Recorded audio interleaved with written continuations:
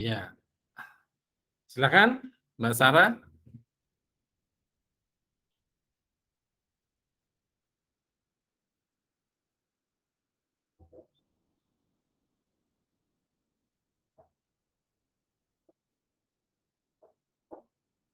Ya, Izinkan saya menjawab ya, Pak. silakan.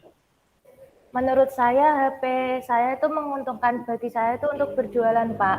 Karena dengan HP saya bisa berjualan dengan mudah di beberapa situs online. Kayak contohnya tuh saya berjualan di Shopee, Pak. Ya, itu berarti sangat bermanfaat ya.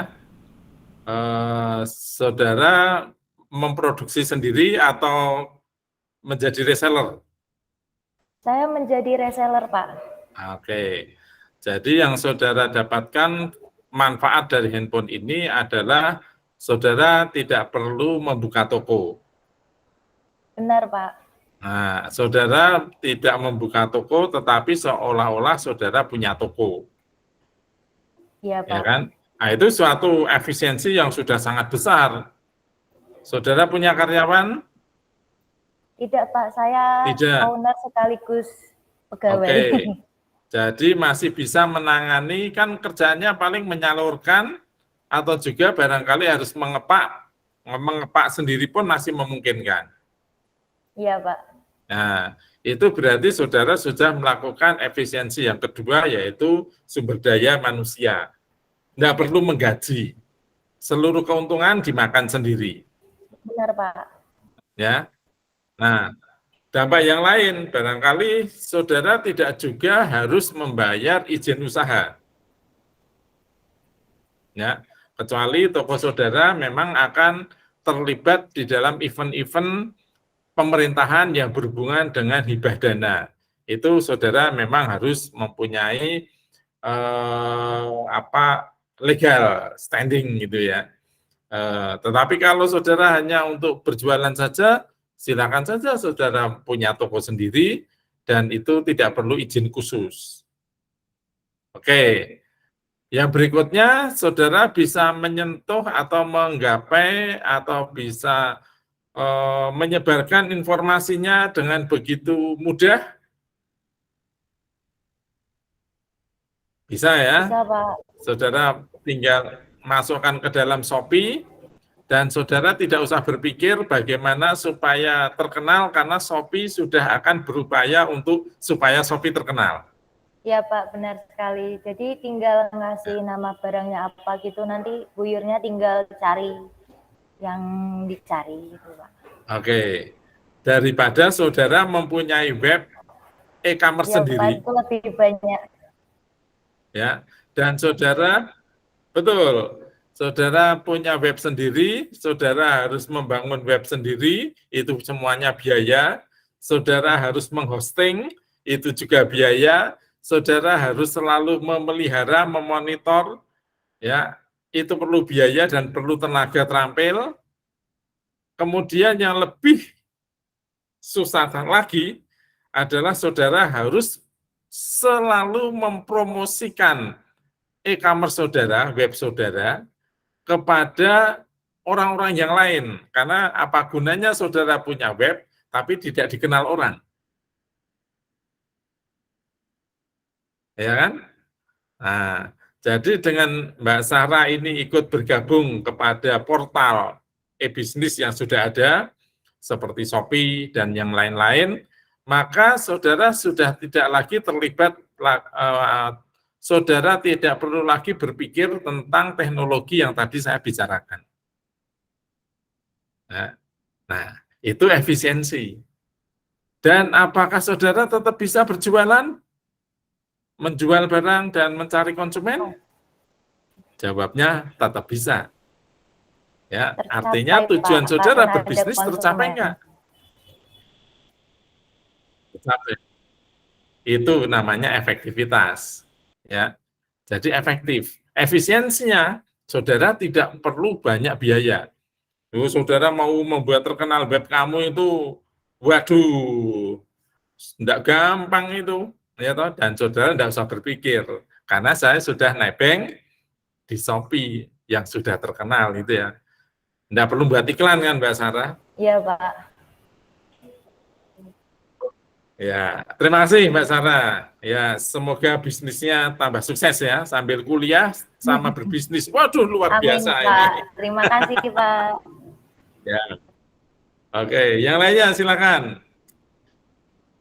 jawab pertanyaan refleksi saya.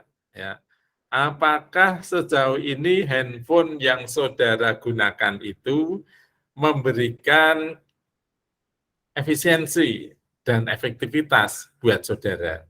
Atau kalau ini pertanyaannya sulit, apa sih manfaat handphone buat saudara? Ngapain sih saudara tergantung sama handphone? Dibuang lah wis. Silakan satu lagi mungkin yang mau bercerita. Tadi Mbak Sarah sudah malah buat berbisnis. Waduh, keren banget. Yang lainnya silakan. Yang cowok nih gantian nih. Ayo silakan. Ada Dewandra, ada Dimas, Khairul Uman, Lukman, Khairul Aksan, Mario Susanto, Muhammad Fadil, Muhammad Firdaus, Muhammad Asauki, Nathaniel, Noval. Wes, Noval ini malah rambutnya diorek-oreki. Noval, silakan Noval. Oh, iki sing ben ketok rupane kok ngopotai Noval ini. Noval Arianto. Nah, ini menarik Baik, nih. Pak. Ya, silakan saudara online on cam. Ini rambutmu keren banget nih. Angel wilang iki.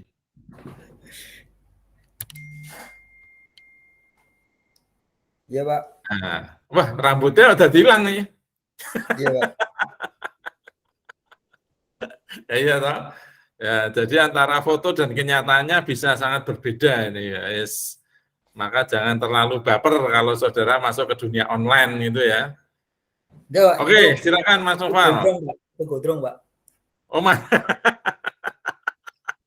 ini kan mengecewakan ini. Iya, Ya, Pak. Udah dipotong, Pak. Ini, Pak.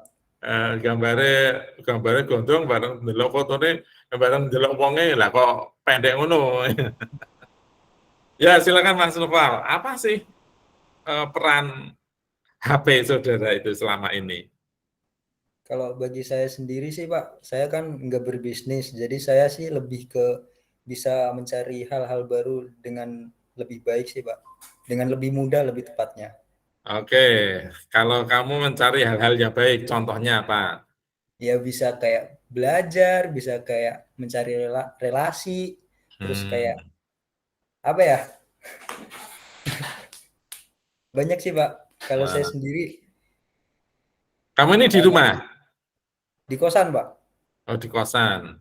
Iya, Rumah Pak. kamu mana? Saya Pati, Pak. Kosnya di? Kosnya di Mugasari, belakang TLC, Pak. Oh, ya. Jadi minimal kalau harus ke kampus, naik motor itu ya setengah liter, seperempat liter lah ya. Iya, Pak, sekitar Nah, gitu. Nggak deket kok, Pak. dekat toh. Ah, Iya, jasa Pak. doang nek saka Mugasi jalan kaki oh wani lho Mas. Iya, Pak. Ya kan? Ya, nah seandainya kuliah ini terjadi secara online seluruhnya, ya, Hmm. maka pasti handphone saudara itu telah memberikan efisiensi yang banyak. Iya, Pak. Ya, yang pertama dari kos-kosan, nggak perlu cari kos, toh. Iya, nggak perlu cari kos, Pak. Saya Nah, cari lewat Google Map, Pak, malah. oh malah lewat Google Map, ya kan? Iya, Nah, kok kamu nyarinya kok sampai di Mugas? Nek Mugas kan cah Stikubang mestinya, Unisbank iya, ya. Pak. Iya, deket situ, Pak. Soalnya dapatnya di situ, Pak. Yang deket-deket Udinus kan waktu itu mepet-mepet banget, jadi udah full. Ada penuh.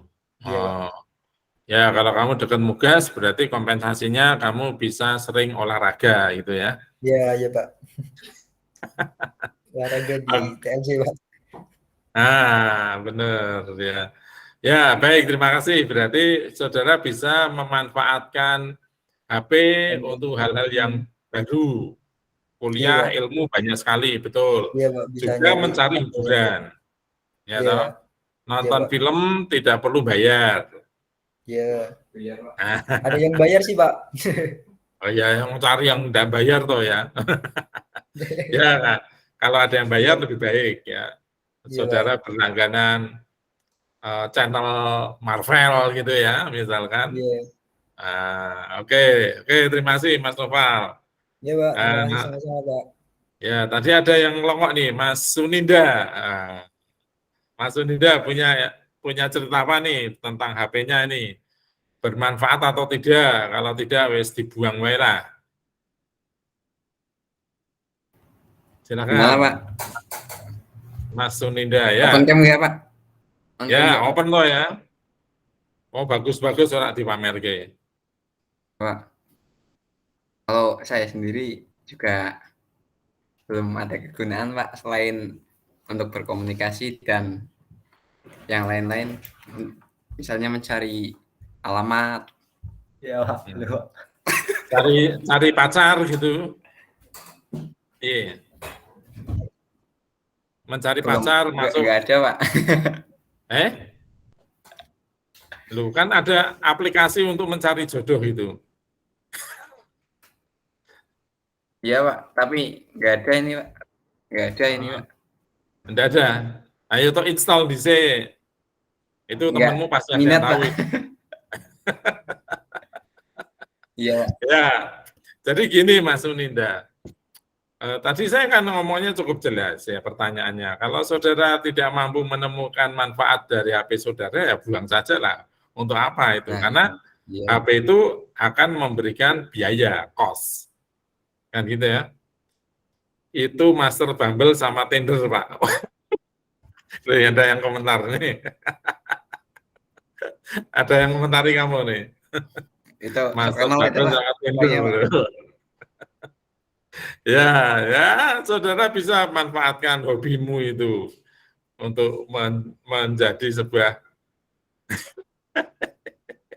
pengguna dating app. Loh, iki malah wis ana sing nulis itu, wis profesional nih. Iya, itu, Pak. Itu pengalaman dari diri sendiri biasanya, Pak. Dioperkan ke orang lain. Iya, Pak.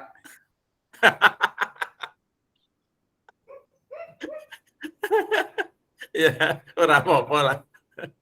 Ya, jadi sekalipun itu saudara hanya gunakan untuk bertelepon, ya, menemui seseorang, tetapi saudara kan tetap bisa juga hitung-hitungan nih. Saudara mendatangi orang tersebut perlu biaya, perlu tenaga, sumber daya lah, ya kan. Seandainya naik motor, naik mobil, naik sepeda, kan ada modal yang harus saudara gunakan. Nah, modal itu dibandingkan dengan saudara angkat HP. Lebih besar mana modalnya? Lebih besar nemoni sih, Pak. Menemui. Nah, makanya ya kan lebih besar nemoni. Saudara nemoni calon pacar. Iya. Nah, itu belum tentu diterima juga, kan ada risiko tambahan lagi ya toh. Iya, Pak. Malah engko ditolak, malah engko dionek-onekke karo calon wong tuane dah. Kalau saudara telepon langsung malah langsung ketemu ceweknya. Nah, misalkan loh ya, misalkan kan gitu. Iya, Pak. Nah, jadi intinya handphone saudara itu tetap bermanfaat, Mas. Ya, toh? Berarti kalau saudara punya HP, punya biaya untuk membeli, punya biaya untuk membiayai pulsanya, nah itu ada dampak lain yang saudara dapatkan. Dan dampak lain itu kalau dibandingkan atau masuk ke dalam biaya, konversikan ke biaya, maka itu memberikan efisiensi sebenarnya. Halo ya, ya. Oke, saya masuk ke kuliah pada siang hari ini. Efisiensi yang seperti apa dan efektivitas seperti apa yang bisa kita dapatkan dengan teknologi. Ya, ini saya membandingkan dulu perbandingan antara kebutuhan TI antar berbagai entitas. Yang pertama adalah karyawan. Karyawan itu butuh teknologi untuk apa? Untuk mencatat data karyawan. Ya. mencatat kehadiran karyawan secara real time, ya. Kemudian juga bisa memberikan informasi kepada karyawan tentang kinerjanya, misalkan tentang tugas-tugas hari ini, tentang rapat-rapat yang harus dihadiri hari ini. Ya, itu membantu karyawan memberikan informasi penting. Lalu juga bisa melakukan kolaborasi yang real time. Kita ingin melakukan rapat, wah sekarang ini orang banyak melakukan rapat secara instan.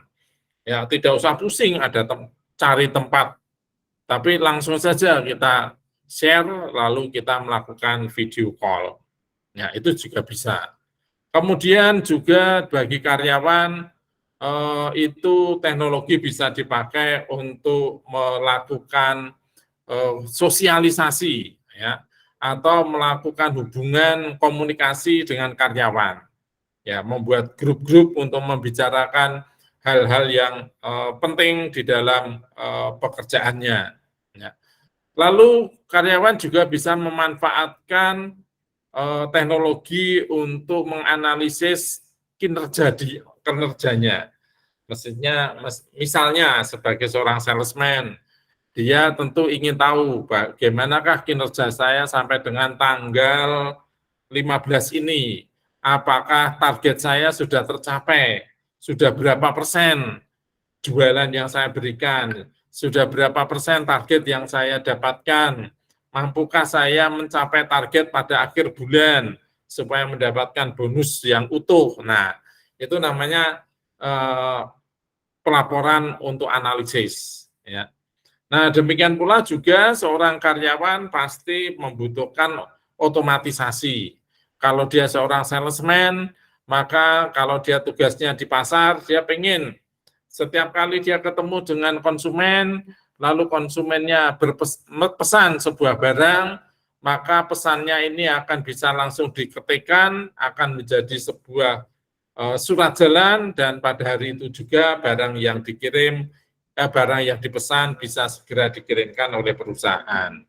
Ya, jadi otomatis, ya, tidak harus salesman ini nanti nunggu pulang sore hari ke kantor, kemudian harus mengetikkan ulang fakturnya. Ya, tapi saat dia di lapangan, begitu dia entry order, maka otomatis ordernya akan dicatat dan diantarkan. Nah, ini akan memberikan sebuah nilai plus, ya, nilai yang positif bagi salesman tersebut, ya, karena layanannya yang cepat.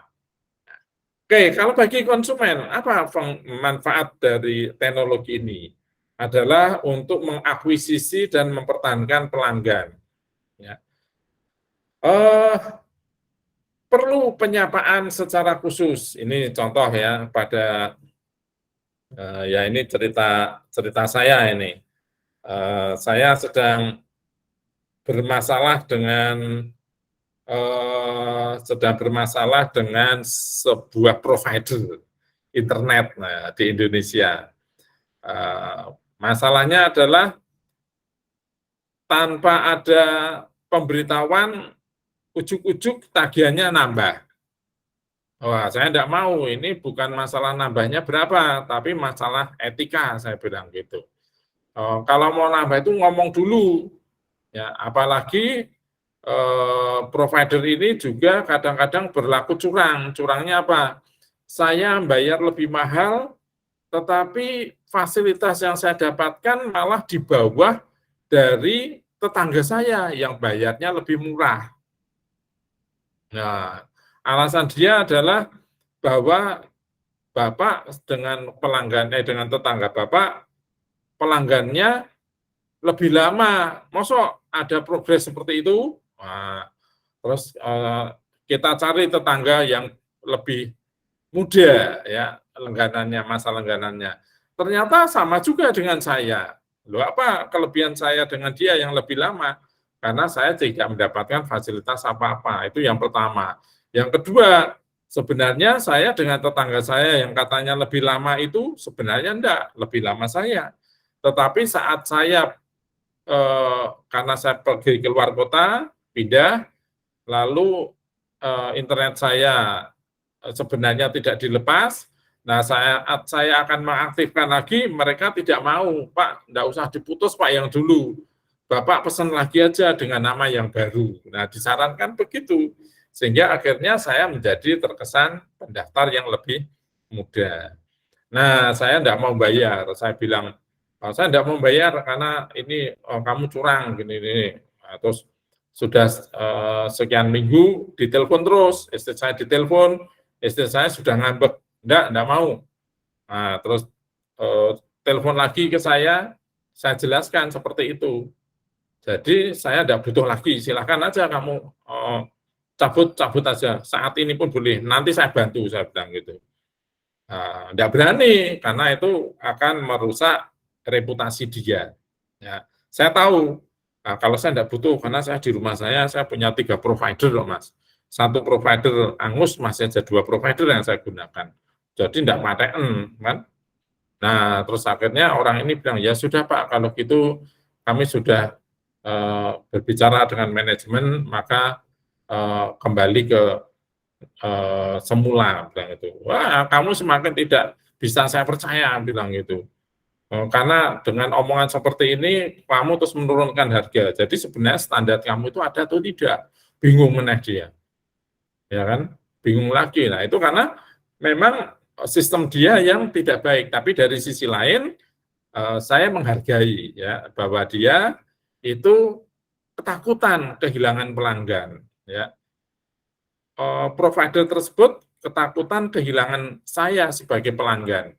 Karena selama ini saya tidak punya masalah. Ya, hanya saya suatu ketika sedang lupa saja untuk membayar, tapi tiba-tiba kok tagihannya mahal. Wah, terus dia pakai argumen, Pak itu tidak naik kok Pak, itu karena Bapak terlambat, lalu seolah-olah kami putus, dan setelah itu harus ada biaya tambahan, bilang itu. Mbak, saya bilang gitu, karena perempuan ya, saya jawab, saya sebagai konsumen boleh menjawab petus. Sekarang kalau mau tahu ya Mbak, sejak saudara ngomong seperti itu di awal, itu perangkatmu itu sudah saya puputi, ya, tapi kalau ada niat baik dari kamu ya enggak apa-apa, atau akhirnya diturunkan itu ya sudah, saya menghargai.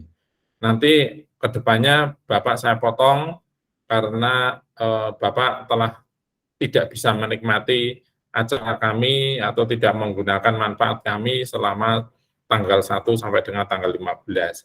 Ya silahkan aja, saya bilang gitu. Nah, ini teknologi komunikasi dia gunakan untuk mencoba mempertahankan saya jangan sampai jadi keluar ya. Karena kalau saya keluar itu akan citra buruk buat mereka. Oke. Nah, dari situ juga mereka pasti mestinya akan merekam cerita ini ya. Wah, punya pelanggan yang seperti ini.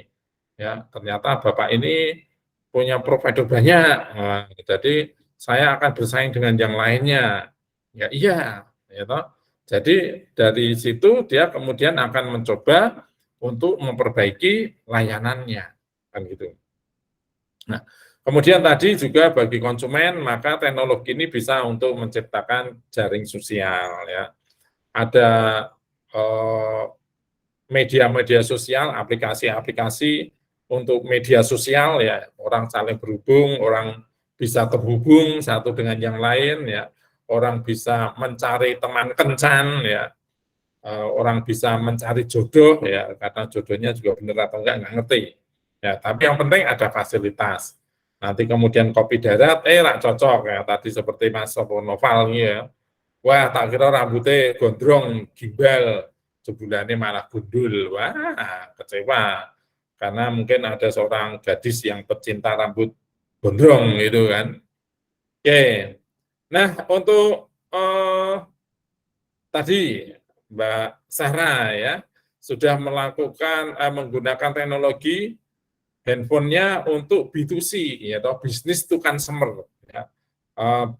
Pelanggannya Mbak Sarah ini adalah pengguna akhir ya, user. Maka ini termasuk B2C ya.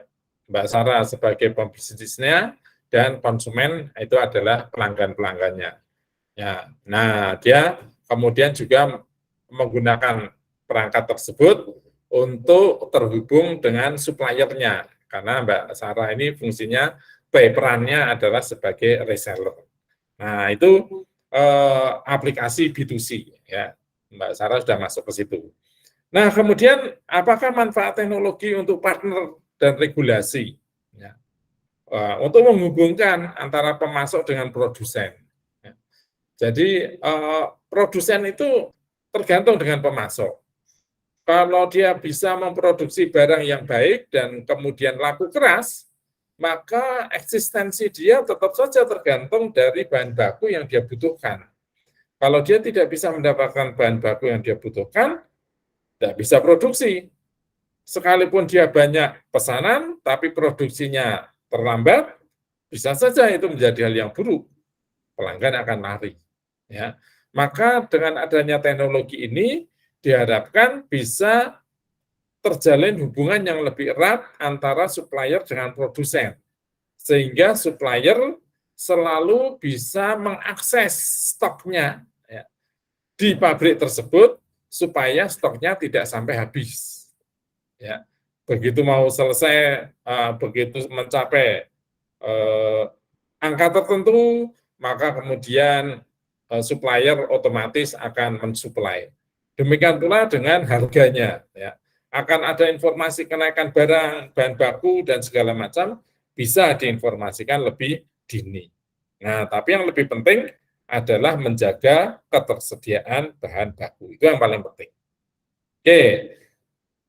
Dari sisi regulasi dan partner juga teknologi ini bisa digunakan untuk membuat keputusan pengadaan. Ya, jadi dengan data, ya, data penggunaan bahan baku dari waktu ke waktu, maka kemudian si supplier ini akhirnya bisa memperhitungkan ya, berapa sih sebenarnya jumlah yang dibutuhkan oleh produsen ini dalam waktu tertentu, misalkan sebulan, misalkan seminggunya, ya, sehingga akhirnya dia bisa memasok dengan jumlah yang relatif tepat itu, ya, itu adalah membuat keputusan. Bisa juga teknologi dipakai untuk membuat pelaporan. Nah, sekarang pemerintah itu juga mulai mempermudah bagi rakyat untuk mempermudah pembuatan laporan, mempermudah pengiriman pajak, ya, pembayaran pajak. Ya, contoh pajak kendaraan bermotor. Ya, setiap kali orang mau bayar pajak selalu ditanya KTP-nya mana. Saya pernah tanya, apa sih hubungan KTP sama STNK dengan pajak gitu. Nah, kami ingin memastikan bahwa barang Bapak itu bukan barang curian. Nah, sekalipun barang curian, kalau saya mau bayar pajaknya kan ya disyukuri saja. Masalah nyuri atau enggak kan, apakah saudara sebagai orang pajak mampu menangkap saya? Kan nggak bisa. Itu tugasnya polisi. Ya biarkan aja. Masalah curian itu serahkan polisi, jangan ikut-ikutan. Kalau seperti ini kan malah justru saudara menghambat pembayaran pajak. Kalau saya mau bayar kan saudara nolak. Hanya gara-gara tidak membawa KTP. Nah itu contohnya ya.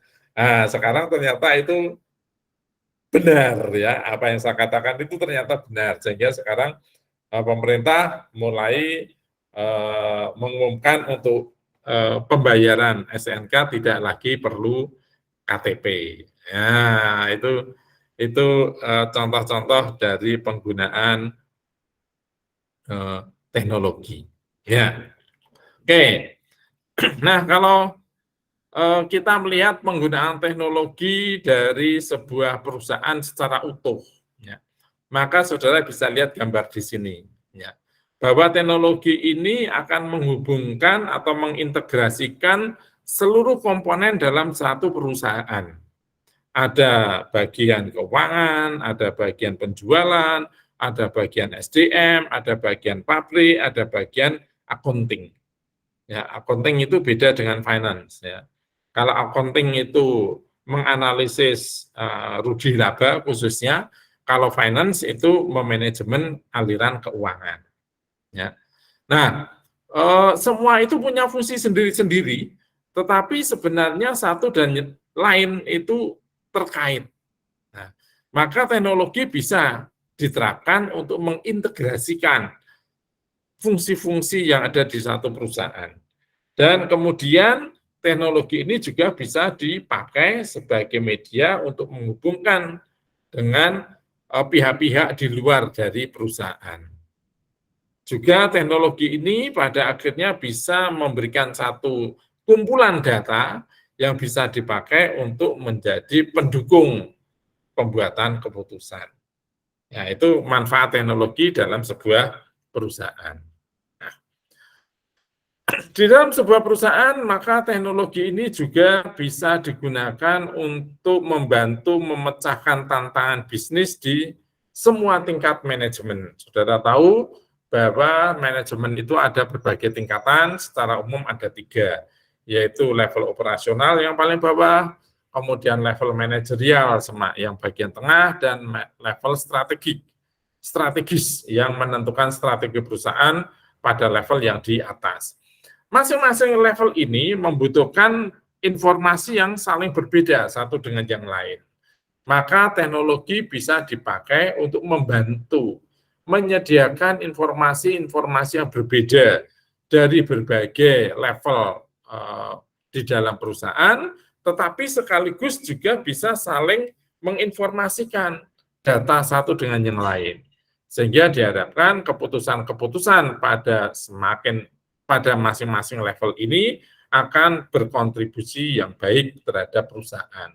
Bukan saling melemahkan, tetapi sebaliknya saling menguatkan. Nah, kita akan mencari contoh fungsi-fungsi dasar dalam berbagai area. Ya, saya tidak bahas semuanya, teman-teman ya, tapi saya akan bahas di sistem transportasi ini yang mungkin menarik ini. Jadi bagaimanakah teknologi ini akan kita terapkan di dalam sebuah sistem transportasi atau disebut dengan TMS. Transportation Management System. Ya. Kita tahu transportasi umum itu diharapkan menjadi andalan. Ya. Jadi kalau satu daerah, satu kota, satu negara itu masih banyak yang menggunakan kendaraan pribadi, maka itu indikator bahwa sistem manajemen transportasi di negara atau kota tersebut masih buruk. Nah, yang bagus adalah jika warga di satu negara atau kota atau daerah itu lebih banyak yang mengandalkan transportasi umum daripada transportasi pribadi. Ya. Jadi kalau semakin banyak yang memanfaatkan transportasi umum, maka berarti sistem manajemen transportasinya dianggap semakin baik. Gitu. Semarang gimana? Mulai banyak orang yang merasakan nyaman naik rapid transportation itu, entah yang berwarna biru, entah yang berwarna merah. Ya. Wah, tepat waktu, Pak. Bayarin murah, tepat waktu. Ya, tinggal jalan sedikit sambil olahraga lah. Daripada naik kendaraan sendiri, malah macet-macet. Ya. Nah, kalau dia sudah mulai memanfaatkan itu, mulai meninggalkan kendaraan pribadi, maka itu menjadi sebuah indikasi bahwa pelayanan transportasi di Kota Semarang semakin baik. Gitu ya. Oke, nah kita akan lihat apa sih fungsi manajemen atau sistem manajemen transportasi ini. Yang pertama kita bisa lihat dari berbagai 7 sudut pandang. Ya. Yang pertama adalah untuk memberikan kepuasan kepada pelanggan. Ya. Sebagai alat untuk membuat atau meningkatkan kepuasan, memberi kepuasan kepada pelanggan. Misalkan ini adalah yang berhubungan dengan pengiriman barang. Ya, teknologi bisa dimanfaatkan untuk melakukan pemanggilan supaya orang itu menjemput. Ya. Kemudian mengantarkan barangnya satu tujuan dan tentu menjamin barang itu sampai pada waktu yang diperlukan. Nah, untuk itu lalu perlu ada tools, alat. Misalnya adalah aplikasi di dalam handphone ya. Jadi kita butuh aplikasinya, tapi kita juga butuh handphonenya. Lalu juga mungkin dari sudut pandang aplikasi yang melibatkan banyak instansi atau banyak perusahaan. Ya, seperti Mbak Sarah tadi, dia akan bekerja sama dengan penyedia barang, ya, atau penyedia barang supaya barangnya bisa dia beli, bisa diperjualkan kepada konsumen dari Mbak Sarah itu. Nah, itu aplikasi itu sudah berfungsi sebagai multi enterprise application. Ya. Bisa juga ini sebagai alat untuk membuat pelaporan. Ya. Tentu kita ingin menganalisis selama ini transaksi saya gimana nih kinerjanya. Baik atau tidak, berapa hariannya, berapa bulanannya, berapa waktu yang saya, berapa jumlah yang modal yang saya kucurkan, dan berapa yang sudah mulai kembali. Nah, ini contohnya. Ya, contoh untuk melakukan pelaporan. Lalu juga compliance solution. Ya. Jadi, kalau suatu ketika ada terjadi satu deadlock, misalkan di dalam rapat atau di dalam sistem, ya, nah, maka kemudian teknologi ini bisa dipakai sebagai bagian ya untuk memecahkan masalah tersebut. Juga teknologi bisa dipakai untuk meningkatkan atau mengoptimalkan kemampuan. Ya. Meningkatkan kemampuan, contoh dengan adanya feeder. Ya. Kalau dulu kendaraan atau bis-bis yang besar itu memang tidak bisa masuk perumahan, karena perumahan rumahnya jalannya yang kecil-kecil. Maka supaya bisa terlayani dengan baik, lalu harus ada feeder itu. Nah, itu untuk mengoptimalkan. Ya. Jadi dengan adanya feeder, maka transportasi kota bisa masuk ke desa atau perumahan. Nah, teknologi juga pada akhirnya bisa digunakan untuk menghilangkan transaksi-transaksi atau proses-proses yang bersifat manual, karena itu juga terkadang tidak sehat. Contoh, sekarang mulai banyak pembayaran bis kota itu menggunakan e-wallet, menggunakan kartu debit, menggunakan QR, ya. Nah, jadi si kernet juga tidak menerima uang dari konsumen. Ya, mengapa? Karena dengan dia menerima uang, potensi juga untuk dibajak. Ya. Tapi kalau dia hanya menggunakan alat, kan nggak ada uangnya. Ya. Nah, ini dengan meniadakan atau mengganti sistem pembayaran yang semula manual menjadi lebih modern, ya, menggunakan fintech, maka ini bisa dikatakan sebagai menghapus proses manual. Nah, konon Mas, ya, di IKN nanti ya sudah akan digunakan mobil-mobil listrik yang tidak lagi menggunakan sopir. Keren banget ini. Karena memang seharusnya bisa, ya. Tetapi untuk dapat itu harus menyediakan infrastrukturnya. Salah satunya adalah jalannya, ya. Jalan itu harus mengandung sirkuit tertentu untuk memantau pergerakan dari kendaraan tersebut, ya, supaya tahu kapan dia harus ngerem, kapan dia harus kenceng, dia harus belok kiri, ataupun dia harus belok kanan. Nah, itu adalah nanti akan bisa dilakukan itu. Nah, juga teknologi bisa dipakai untuk menghitung hal-hal yang berhubungan dengan akuntansi, pajak misalkan, ya, untung rugi, itu bisa cepat dilakukan. Nah, demikian seterusnya. Ya, itu adalah penggunaan di dalam manajemen transportasi. Nah, kaitannya dengan manajemen logistik, karena manajemen transportasi juga saat ini banyak digunakan sebagai andalan untuk pengiriman barang. Maka mau tidak mau, ternyata dari topik yang di atas, sistem manajemen transportasi, itu kita bisa kaitkan dengan sistem manajemen logistik. Ya. Nah, itu manajemen logistik. Manajemen logistik, apa sih manajemen logistik? Mengoptimalkan operasi transportasi, ya, masih ada hubungannya. Berkoordinasi dengan semua pemasok, mengintegrasikan teknologi rantai pasok, menyinkronkan arus material yang masuk dan keluar, serta mengelola jaringan distribusi atau transportasi, gitu ya. Oke. Nah, ini adalah satu gambaran dari logistik manajemen sistem, bahwa logistik manajemen sistem ini ada 3 entitas yang terlibat, subsistem maksud saya, yaitu sistem order sendiri, ya. Logistik kan menerima order, ya. Saya akan mengirimkan barang apa, kemana, ya, terus barang ini perlu persyaratan apa, apalagi kalau itu harus diekspornya. Ada beberapa negara yang membutuhkan dokumen-dokumen untuk menjamin bahwa barang-barang yang dikirim itu bebas dari hama, ya. Itu khususnya untuk barang-barang yang terbuat dari bahan-bahan alam seperti kursi, mebel, ya. Mebel itu kan dari tumbuhan, ya, dari kayu, ya, kayu dari tumbuhan.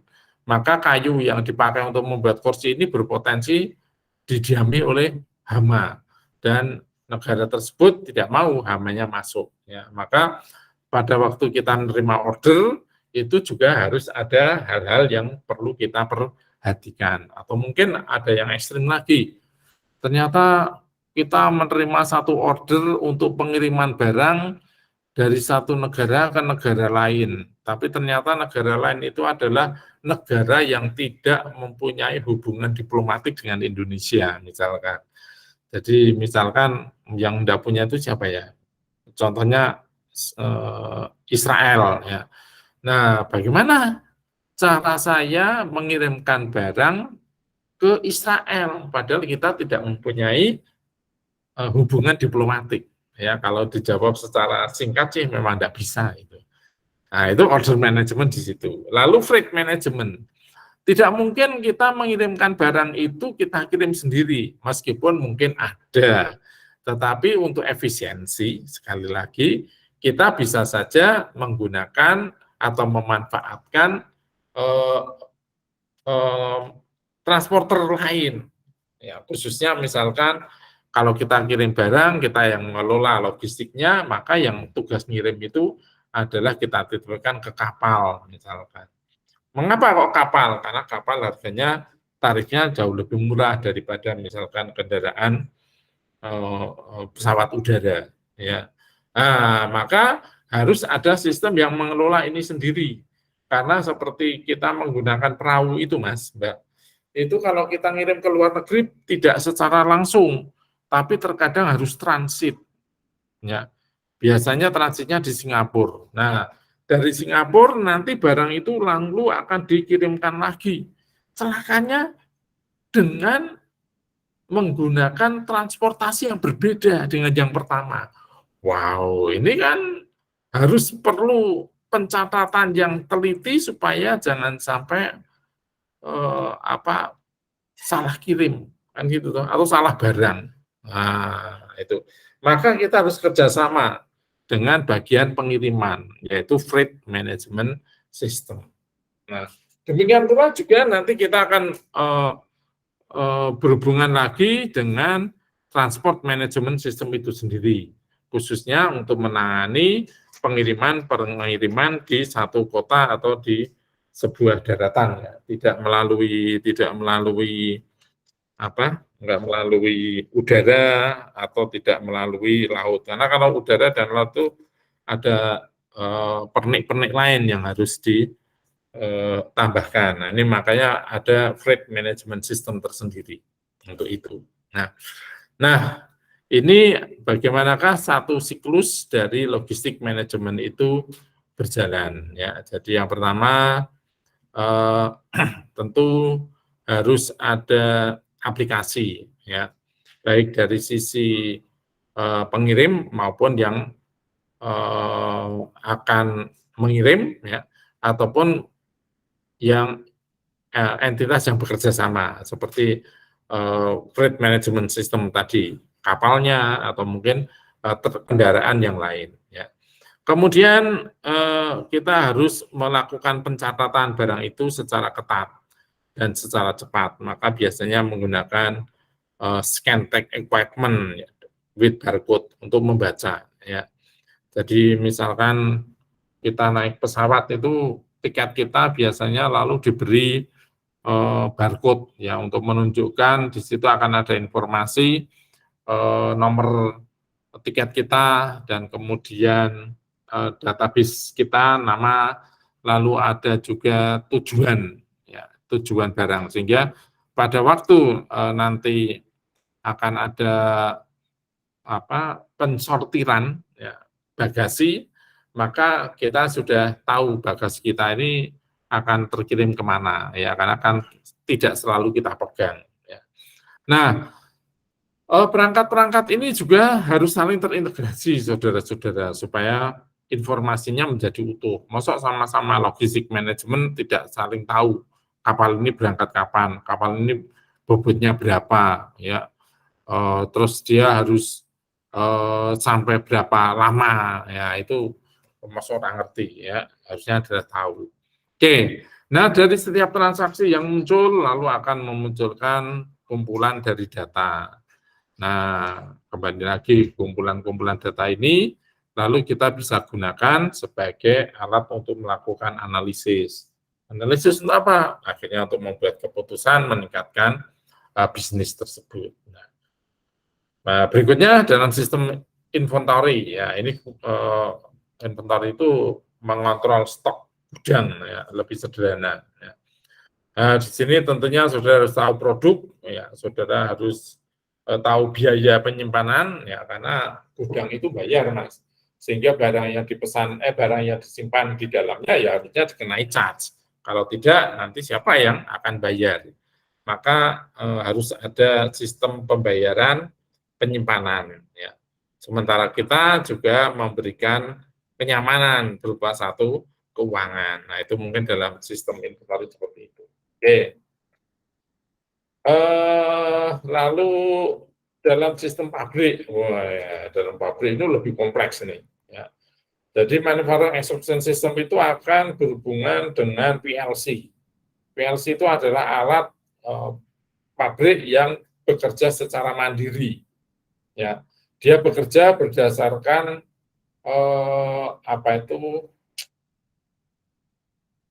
dia berdasarkan pola ya, mungkin pola kerja tertentu yang sudah dimasukkan ke dalam mesin, lalu mesin itu akan bergerak sesuai dengan pola yang dimasukkan. Ya, hubungannya nanti dengan robot. Ya. Lalu ada pula sales order management, ya, mengelola order. Lalu juga mengelola pabrikan, ya, meletakkan stok itu seperti apa, ya, kemudian menghitung inventorinya udah pasti, bagaimanakah mengelola pendapatannya, bagaimanakah kemudian mengelola meja kerja atau lantai kerjanya, nah, itu nanti akan menjadi persoalan yang lebih rumit di dalam sebuah manufacture execution system. Nah, ya, mungkin itu teman-teman yang bisa saya sampaikan untuk kuliah pada siang hari ini. Silahkan saudara baca-baca lagi. Ya, ini contoh-contoh yang lain. Termasuk di sini adalah contoh transaksi keuangan yang menggunakan aplikasi. Sehingga di sini yang perlu dikendalikan adalah masalah kepercayaan, ya, masalah kontrol internal supaya kita juga bisa mengelola dengan baik. Lalu pola pikir bahwa sistem pengendalian itu memang mahal, sehingga kalau ada biaya yang muncul ya jangan sampai ribut kan gitu ya. Nah, itu juga risiko fraud itu sudah pasti ada. Ya. Ini adalah bagaimanakah manfaat teknologi untuk melakukan kontrol internal maupun perencanaan keuangan. Ya. Lalu untuk sumber daya manusia, kepatuhan, dan etika. Ya, sampai di sini dulu barangkali teman-teman yang bisa saya sampaikan. Ya. Kita akan ketemu lagi untuk hari Minggu berikutnya. Silakan kalau ada pertanyaan tentang prosedur-prosedur yang saya sampaikan contoh di dalam slide tersebut, kalau ada. Kalau tidak, ya nanti kita akan masuk ke dalam topik yang baru. Sampai di sini dulu pertemuan kita pada siang hari ini. Selamat siang, terima kasih atas perhatiannya. Salam sehat dan waras selalu. Ya, selamat siang. Siang, Pak. Terima kasih, Pak. Siap, Pak. Terima kasih. Terima kasih, Pak. Terima kasih, Pak.